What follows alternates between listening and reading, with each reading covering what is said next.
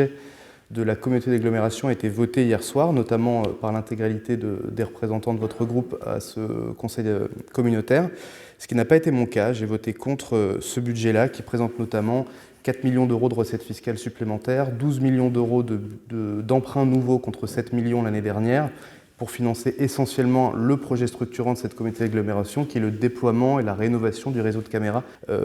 Or, il me semble, et vous m'avez entendu hier soir, monsieur le maire, que s'il y a bien un sujet sur lequel les maires et les mairies devraient se mettre ensemble plutôt que faire jouer la concurrence pour essayer de se piquer des médecins libéraux et des spécialistes, parce que c'est malheureusement un petit peu le jeu aujourd'hui, je pense qu'il aurait vraiment fallu que la communauté d'agglomération s'investisse dans le cadre d'une politique santé structurante, à travers par exemple la création de centres intercommunaux de santé ou le soutien à des projets municipaux pour essayer que les maires se coordonnent et ne jouent pas la concurrence là-dessus. Je reviens tout de suite au budget de Montmorency, je serai court. On vous l'a dit, monsieur le maire, on apprécie, et c'est sincère, hein, nous apprécions les animations que vous avez mises en place, notamment pour les fêtes de Noël. On apprécie les décorations, on salue l'effort de végétalisation, notamment le projet du parc de Dino ou alors l'aménagement des délaissés du BIP qu'on va voter tout à l'heure. Et on salue évidemment la réouverture du centre de vaccination. Mais nous avons effectivement d'autres ambitions pour Montmorency. J'avais un petit peu ironisé en début de mandature, monsieur le maire, sur votre slogan qui faisait une référence au passé, non pas de faire de Montmorency une ville d'exception, mais de refaire de Montmorency une ville d'exception. Voilà, et on attendait par rapport à ce slogan-là une certaine volonté de revenir en arrière par rapport à un certain nombre de mauvaises décisions qui avaient été prises lors de la mandature précédente et de réparer ce qui avait été cassé ou ce qui avait été brisé lors de la mandature précédente. Vous n'avez pas refait de Montmorency, monsieur le maire, une ville d'exception s'agissant de la politique jeunesse, ou lors de la mandature précédente, lorsque vous étiez vice-président de la commission jeunesse, 3 postes dédiés à la jeunesse ont été supprimés et 3 salles, une dédiée au sport et 2 dédiées à l'animation de proximité, ont été fermées. Et ce budget ne prévoit pas de les réouvrir. Vous avez proposé un Grenelle de la jeunesse qui est une farce, pas de concertation, pas de diagnostic territorial, pas de conclusion et pas de traduction budgétaire, on l'a vu aujourd'hui. Vous n'avez pas refait de Montmorency une ville d'exception s'agissant de la politique écologique, et je mets à part, il n'y aura que 3 sujets comme ça, je vous rassure, et je mets à part l'aménagement des espaces verts. Nous avions effectivement aménagé des jardins partagés en haut, vous en aménagez en bas. On avait créé les jardins de l'Europe, on avait créé les jardins d'Aubrac, et vous créez effectivement, vous aménagez des jardins qui existent déjà, ou vous recréez effectivement, vous ouvrez au public un espace vert, mais on ne peut pas résumer une politique de transition écologique à l'espace vert. Encore une fois, si vous ou l'un des membres de votre majorité avez assisté à la réunion du lancement du plan climat-énergie de l'agglomération, vous auriez vu que 70% des marges de manœuvre pour agir sur le climat sont locales.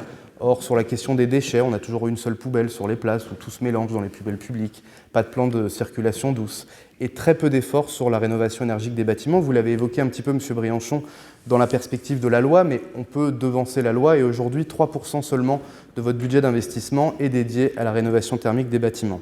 Enfin, monsieur le maire, vous n'avez pas refait de Montmorency une ville d'exception s'agissant de la solidarité locale. Le budget du CCAS est gelé. Et vous n'avez pas souhaité, et on le voit dans le budget, revenir sur le quotient familial qui avait été révisé lors de la précédente mandature, faisant porter l'effort aux familles les plus modestes pour permettre une petite réduction de la facture pour les familles les plus aisées. On conteste également ce budget, monsieur le maire, et je l'ai dit la semaine dernière, par rapport à votre gestion budgétaire. Monsieur Briançon l'a dit, vous n'empruntez pas. Or, je rappelle, et cette fois, c'est clairement indiqué sur le document budgétaire, le niveau d'endettement de Montmorency est bien en dessous de la moyenne de la strate, c'est-à-dire de la moyenne des villes comparables. On est aujourd'hui à 848 € d'endettement par habitant, alors que la moyenne de la strate est à 1050 € par habitant. On a donc aujourd'hui une marge de manœuvre pour investir, et notamment pour payer des études. On voit que dans vos projets structurants, il y en a un seul au-dessus d'1 million d'euros, ce qui est quand même pas, pour un investissement public, une somme mirobolante. Il y a un seul projet au-dessus d'1 million d'euros, c'est l'aménagement du parc du château de Dino. Tout le reste, effectivement, c'est soit des petits projets d'investissement, des petites rénovations, ou alors des frais d'études, jusqu'à 600 000 € de frais d'études. Or, effectivement, pour la 2e année consécutive, et je vous remercie pour votre transparence parce que le tableau que vous avez proposé le montre très bien, pour la 2e année consécutive, 2 tiers de vos recettes d'investissement sont constituées de la vente du patrimoine de la ville. Cette année, essentiellement, la vente du tribunal d'instance à Kaufmann & Broad pour en faire une opération immobilière que vous aviez votée. mais également la vente de l'appartement avenue Foch à peine libéré et également la vente du pavillon Red Foresta qui avait été acheté par la municipalité précédente et sans projet et qui n'a pas été utilisé. Donc nous contestons effectivement ce principe de gestion qui se reconduit d'année en année, de financer finalement le budget d'investissement de la ville à travers majoritairement la vente du patrimoine de la ville, sans vraiment de stratégie, à part la volonté d'afficher que vous n'empruntez pas alors que vous pourriez le faire. Et enfin, monsieur le maire, nous contestons sur la manière dont vous gérez cette commune, sur votre transparence. Pour reprendre l'expression de votre ex-collègue, le fait du prince, effectivement, on regrette d'apprendre sur une feuille ou deux quels sont les projets de la ville. Rien dans les publications municipales. Il y a 600 000 € d'études sur Ferry pour une AMO. Il n'y a pas eu une ligne dans le magazine municipal.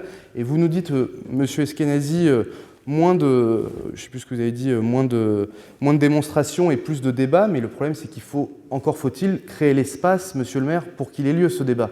Vous avez supprimé les conseils de quartier, vous avez supprimé les réunions publiques.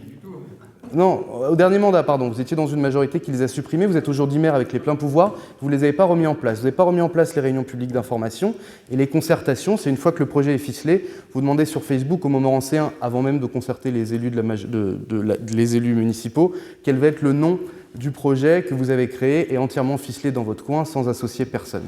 Donc on regrette effectivement ce manque d'ouverture à la fois aux élus que nous sommes et à la population pour construire ensemble un projet pour Montmorency. C'est donc à la fois pour les priorités qui sont les vôtres que nous ne partageons pas, c'est à la fois pour le mode de gestion, notamment de vos investissements, que nous contestons, et c'est par rapport à votre méthode de gouvernance un petit peu solitaire et ni dans la transparence ni dans la concertation qu'en conviction, monsieur le maire, nous rejetterons cette proposition de budget. Je vous remercie.